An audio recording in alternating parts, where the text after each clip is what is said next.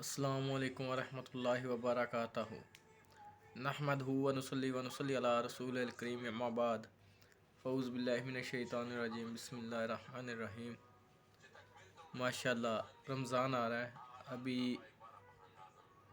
बहुत से लोग एक गलती करेंगे, और वो गलती क्या है कि वो ये हदीस फैलाएंगे जो है नहीं, कि जिसने रमज़ान की ख़बर सबसे पहले दी उस पे अल्लाह ने जन्नत वाजिब कर दी, या कि ये बोलेंगे जिसने रमज़ान की ख़बर सबसे पहले दी वो जन्नत में जाएगा। ये कहीं भी नहीं है।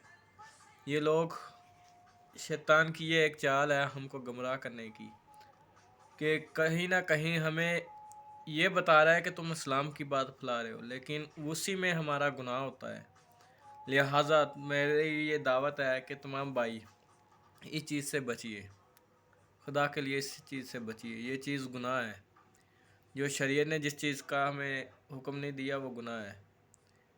तो इस्लाम में ये कहीं भी नहीं है, कोई भी हदीस नहीं है जिसमें ये लिखा हो कि रमज़ान की सबसे पहले बात बताना ये एक जन्नत में जाने का रास्ता है। नहीं, रमज़ान है, रमज़ान में खिदमत कीजिए, सवाब कमाइए। ये रमज़ान आता है, हम क्यों मस्जिदों में जाते हैं?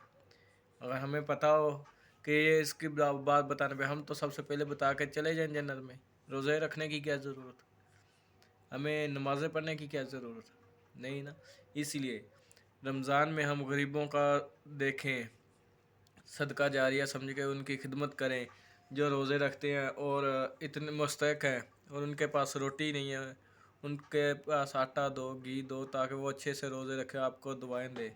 ठीक है, बस खिदमत करो, अल्लाह पे भरोसा रखो। इंशाल्लाह अल्लाह की ज़ात तुम्हारे गुनाह माफ़ करे, हमारे गुनाह माफ़ करे, सब के गुनाह माफ़ करे, हम सबको नेक रास्ते पे चलने की तौफीक दे। व आखिर दावाना अल्हम्दुलिल्लाहि रब्बिल आलमीन। अस्सलामु अलैकुम।